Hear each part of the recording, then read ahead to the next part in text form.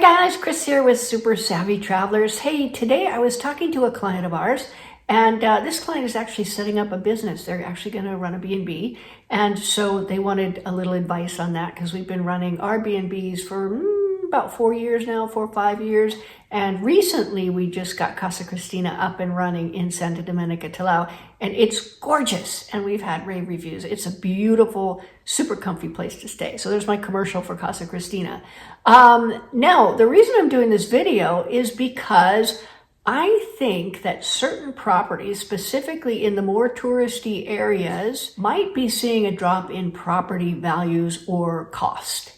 And the reason I say that is because starting last year in 2024, I think September, you had to have what's called a CHIN number. And a CHIN number is a number that identifies your unit as a short-term rental unit. And you have to have it. It's mandatory by law.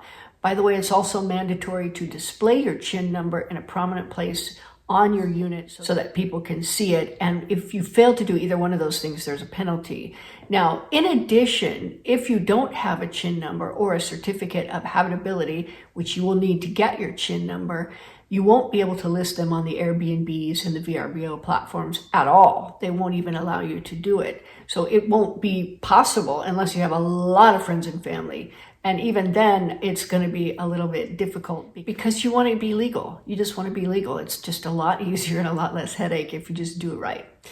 Anyway, let's talk about the certificate of habitability. This is a certificate for your unit or your house or whatever it is, and it certifies it as habitable. A lot of that has to do with earthquake standards. So if the person has been renting out a unit or a house or whatever and doesn't have a certificate of habitability, they might have to go through rigorous and expensive testing and get that all done in order to then get their CHIN number, which they then have to display and use to get on the booking platforms, but then they also have to pay taxes. And one of the things that's going to happen that we're kind of thankful for, because we've always set up our business, we've always paid taxes, we always, done everything legally, is that it's going to make it a more level playing field. I mean, a lot of these guys could rent out their properties for very cheap because they weren't paying taxes and they didn't have all the expenses of running a business.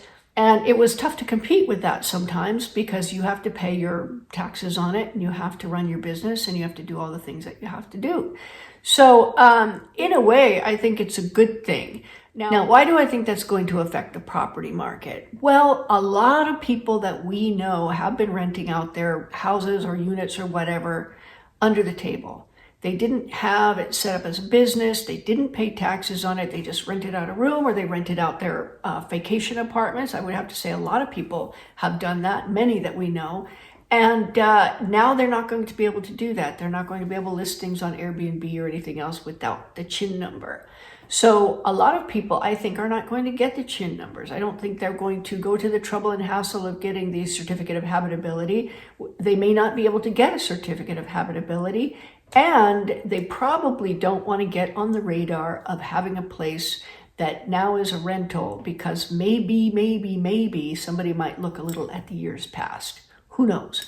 But I think that there will be people that either won't be able to get the certificate of habitability, be aware of that too. If you buy a place, make sure you get that, or who will just not want to deal with it because they don't want to set up a business, they don't want to pay taxes, and they don't want people looking at them so much if they haven't been paying taxes in the past. And again, in the touristy areas, there might be a glut of these. We don't know. I don't know how many people, say in Florence, do that. But as of September 2024, it's no longer possible. Be on the lookout, guys. If you're looking for properties, check it out and see if the property prices change a little bit. And also be aware that when you buy your property, you want that certificate of habitability. I actually wrote a book on how to set up your B&B and run it in Italy, and that will be made available very soon. In addition, Pete did a really good chapter on how to use your self-directed IRA as your retirement funds to help fund your business, and then the money that you get goes back into your IRA. So basically, as you run your business, you're basically funding your retirement, which is really, really cool. And there's tax implications and advantages and things like that to doing something like that. So he did a great chapter on that kind of thing. So stay tuned for that. If you have questions, put them in the comments and I'll try to answer them as we go. And stay tuned because I'm going to be doing some property comparisons between some of the big major cities and some of the less known cities that are very beautiful and more affordable. So stay tuned for that, and there's a lot more coming. See you soon, guys.